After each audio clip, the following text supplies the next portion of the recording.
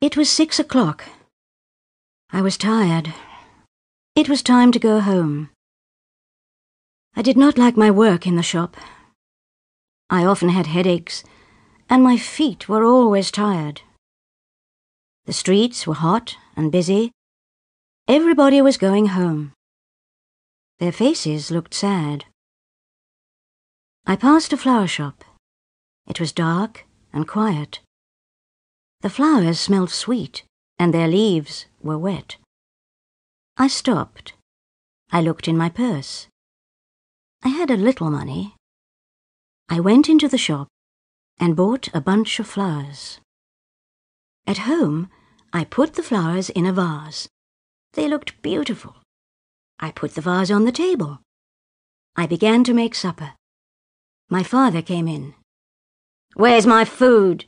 he said. "Nearly ready, Father," I said. He picked up a bottle of whiskey. He poured some into a glass. The bottle was nearly empty. "Give me some money, girl," he said. "I need some more whiskey." "You don't need any more," I said. "Please, Father, don't buy any more." "Shut up and give me some money," he said. "I haven't got any," I said. My father was angry. He began to shout at me. He pointed to the flowers. "You spend money on flowers," he said. He picked up the vase and threw it on the floor. The vase broke. My father went out and shut the door with a bang. He will get money from a friend, I thought. He will come home drunk again tonight. I picked up the broken flowers and threw them away. Somebody knocked at the door. I did not want to open it. It isn't a friend, I thought. Nobody comes here now. The person knocked again and called my name. I opened the door. It was the old man from next door. "Come in, George," I said. Old George came in and sat down. "I heard your father," he said. "You poor girl. Can I help you?" I wanted to talk to old George. "What can I do?" I said. "Father drinks whiskey all the time.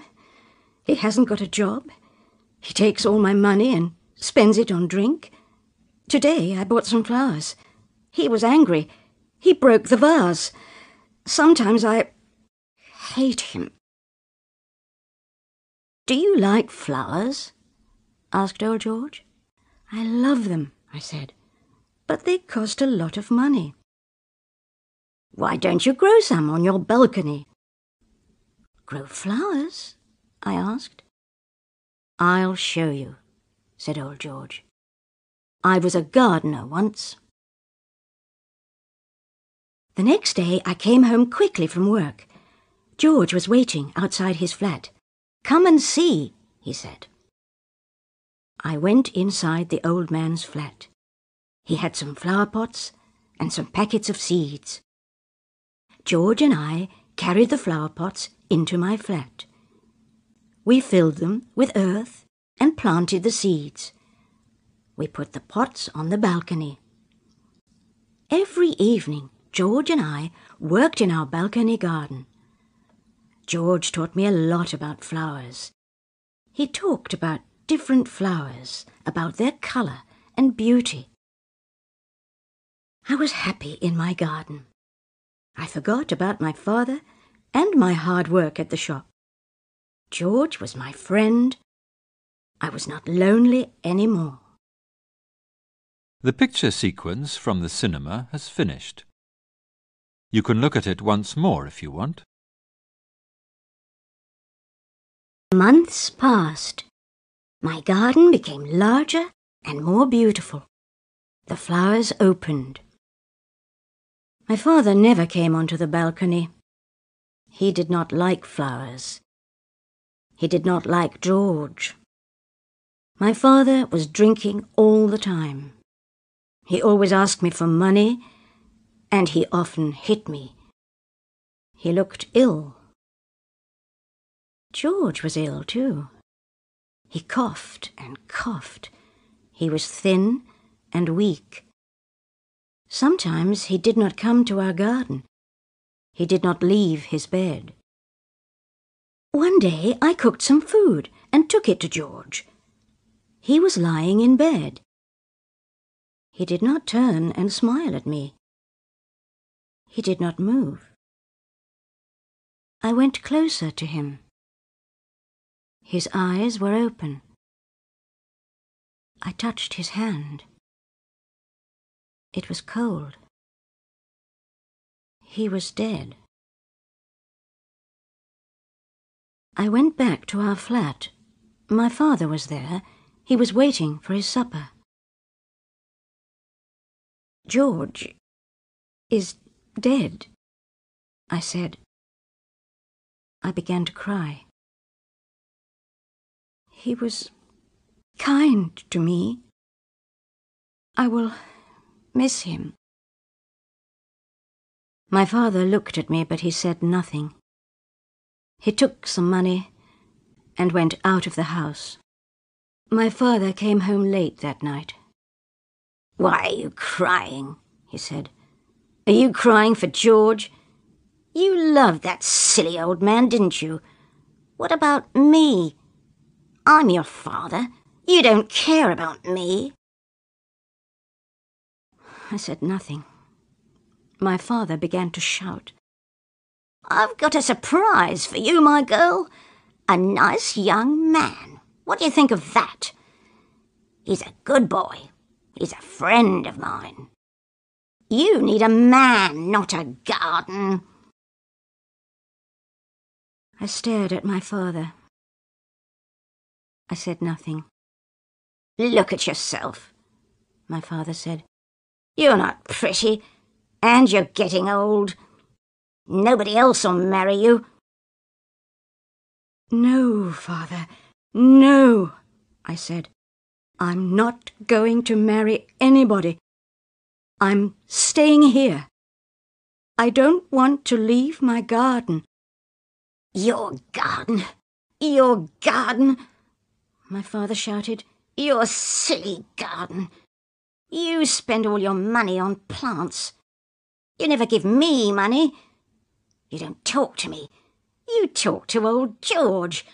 I hated him. And I hate your garden. I ran away from my father. I went to my bedroom and locked the door. There was a lot of noise. My father was shouting and breaking things. After a long time, the noise stopped. I left my bedroom and went to the balcony. The balcony door was open. I looked out. The pots were broken and the plants were torn to pieces. The garden was ruined.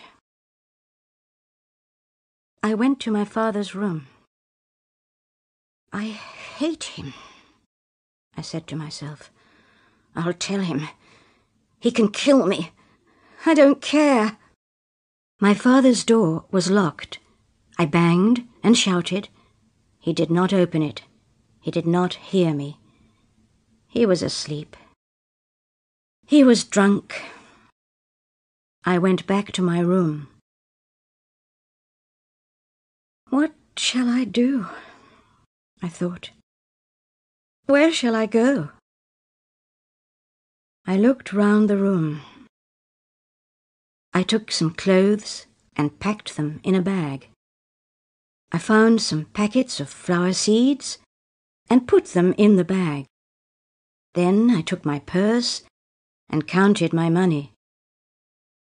I did not have very much. The picture sequence from the cinema has finished. You can look at it once more if you want. I left the flat and shut the door quietly. I stood outside George's door for a minute. I wanted to say goodbye. It was dark outside. The roads were empty. There were no cars or people. It was very late. I must leave the town, I said to myself. I must go to the country. Perhaps I can work in a garden. Some hours later, morning came. People were going to work. There were some cars on the road. A bus came along. It stopped near me. I climbed onto it. On the bus I fell asleep. Then somebody touched my arm. I woke up. "The bus stops here," a man said. "You must get off." I got off the bus and looked round. I was in a small village. The town was far away. I was hungry. I went to a cafe and sat down. I bought some bread and tea. Now I had very little money. I must find work, I thought. I spoke to the waiter.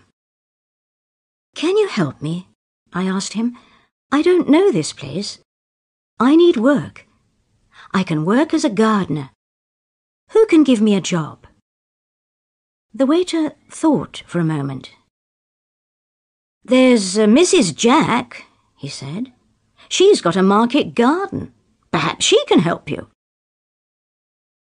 Mrs. Jack's market garden was 2 miles away. I was very tired, but I walked fast. The garden was on the side of a hill. There was a notice over the gate. Jack's Garden. Fresh vegetables and fruit for sale. I stood at the gate and looked inside. I saw a long line of greenhouses and a field of fruit trees. There was a small house behind the field. I liked the place. The picture sequence from the cinema has finished. You can look at it once more if you want. A woman came out of the house. She saw me at the gate and came up to me. "Who are you?" she said. "What do you want?" "Can you give me a job?" I asked. "No work here," said the woman. She turned and walked away. Suddenly, she stopped and came back. "Wait a minute," she said. "We have a new greenhouse. I'll need some help. Come with me." I followed Mrs. Jack to the house. She asked me many questions about plants and gardening. I knew the answers. Old George was a good teacher. "I'll give you a job," said Mrs. Jack. "You can start today." She smiled for the first time. Mrs. Jack gave me a room in her house. I worked hard for her, and I loved the work. I liked the country. I liked the fresh air and the sunshine. I did not think about my father, but I often thought about George. Mrs. Jack was kind. She paid me well for my work and gave me good food. But I did not like her son Harry. He was a big man with thick glasses. He did not talk much or smile. He watched me all the time. His eyes followed me. One day I was working in the new greenhouse. I was watering the tomatoes. "I'm safe here," I thought to myself. "I'm far away from my father and his friend." I heard somebody behind me. I turned round. It was Harry. He took my hand and smiled at me. "I like you," he said. "You're a nice girl." I pushed Harry away. "Go away," I said. "Don't touch me. I hate men. You're all the same. You drink and fight and break things. Leave me alone." I ran out of the greenhouse. I wanted to be alone. After that day, Harry did not look at me. He did not speak to me. I was glad. One day I had an idea. I need my own little garden, I thought. I'll grow some flowers. Then I will forget about Father and Harry. I'll make something beautiful. There was a small piece of ground near the house. I pulled out the weeds and dug the earth. I had George's packet of flower seeds. I planted them in my new garden and watched them grow. My new garden grew well. The flowers had beautiful colours. They smelt sweet. One day, Mrs. Jack visited my garden. "Look, Mrs. Jack," I said, "flowers grow well here. Why don't we grow some in the market garden? You sell fruit and vegetables. We can sell flowers too. You can make more money." "That's a good idea," Mrs. Jack said. "It's your idea, and you can do the work. But where will you sell the flowers? There's no flower shop here." I remembered the flower shop in the city. It was near my father's flat. I bought my first bunch of flowers in that shop. Next day, I got up early. I picked some of my best flowers. I took the bus to the city. In the city, the streets were hot. The people looked tired. Life is better in the country, I thought. The people in the country are happier. I walked quickly to the flower shop. I looked round all the time. I did not want to meet my father. The people in the shop were friendly. "Yes, we'll buy your flowers," said the manager. "They are very, very beautiful." The picture sequence from the cinema has finished. You can look at it once more if you want. I was pleased. I thought of Mrs. Jack and my garden in the country. I wanted to go back at once. I left the shop and began to walk quickly. On the corner of the street there was a beggar. He was old and very thin. His clothes were dirty. He had dirty hair and red eyes. He put out his hand. "Help me, lady," he said. "Help a poor old man." I knew his voice. I looked at him. It was my father. I wanted to run away. I wanted to go back to the country and forget my father forever. But I stood still. I felt sorry for him. "Father," I said. His old red eyes looked up. There were tears in them. He knew me. "It's you?" he said. "What happened to you, Father?" I asked. "You ran away," he said. "You left me. I was ill for a long time. I was lonely without you. I was a bad father, but you were always a good daughter. You worked hard. I took all your money and sometimes I hit you. I broke up your garden. Don't talk about it, Father," I said. "I wanted to buy whiskey," he said, "but I didn't have any money. My friends left me. They didn't want me anymore. Now I'm a lonely old man. I stand here and beg. Sometimes people give me a little money. I get a little food. I sold the furniture in the flat, but I kept your things for you." I thought again of my new life in the country. I felt all round me the sadness of the city. I took my father's arm. "Come on, Father," I said. "We're going home." There was not much furniture in the flat. There were dirty cups and plates in the kitchen. There was a bad smell of dirt and old food. I looked round sadly. My father saw my face. "Everything is dirty," he said. I can't clean the flat. You made everything nice. I needed you here.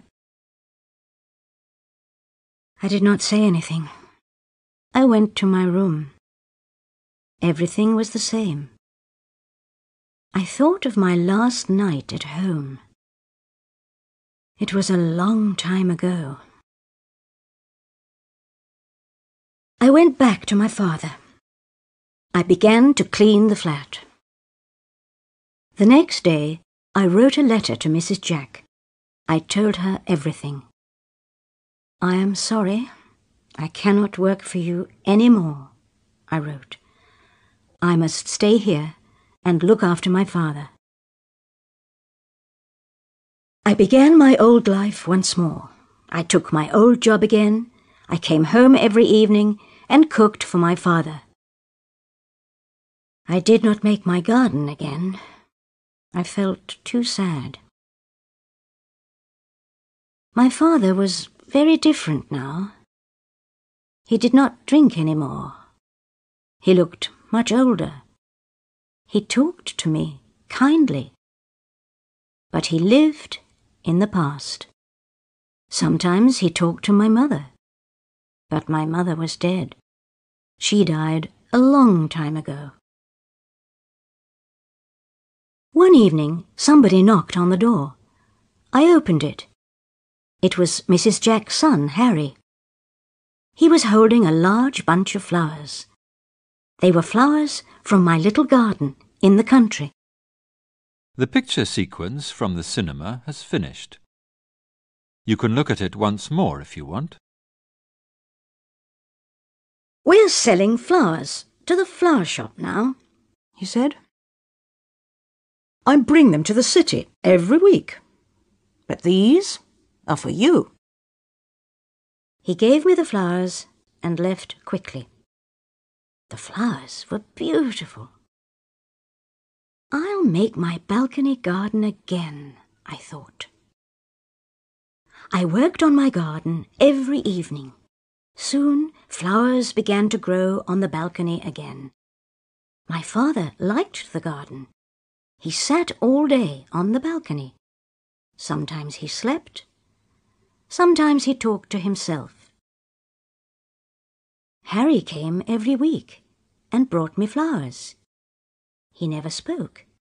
He gave me the flowers and went away. Come in and have a cup of tea, Harry, I said one day. He came in and sat down quietly. Come and see my balcony garden, I said. My father was sitting on the balcony. Harry sat down beside him. I went to the kitchen and made some tea. I heard their voices. They were laughing. I was happy.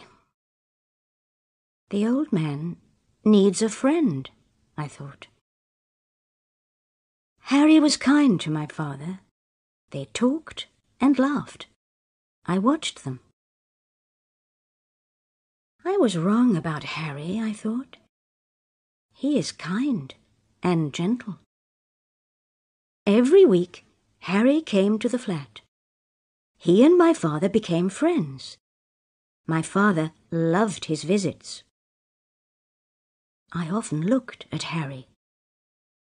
Behind the thick glasses, his eyes were kind and gentle. He often smiled now.